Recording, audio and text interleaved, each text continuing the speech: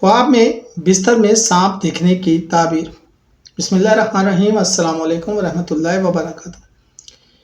بستر میں سانپ دیکھنا اکثر اس بات کی علامت ہے کہ آپ کی ذاتی یا ازواجی زندگی میں کوئی خطرہ یا پریشانی ہے۔ یہ تعلقات میں بے اعتمادی، دھوکہ یا خوف کی نشاندہی کرتا ہے۔ اگر شادی شدہ شخص یہ خواب دیکھے تو اس کا مطلب ہے کہ شریک حیات کے ساتھ تعلق میں کوئی کمی یا دشمنی آ سکتی ہے۔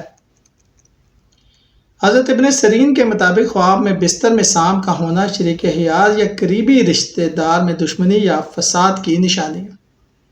اگر سانپ بستر پہ بیٹھا ہے مگر کچھ نہیں کرتا تو مطلب ہے کہ دشمن خاموش ہے مگر قریب ہے۔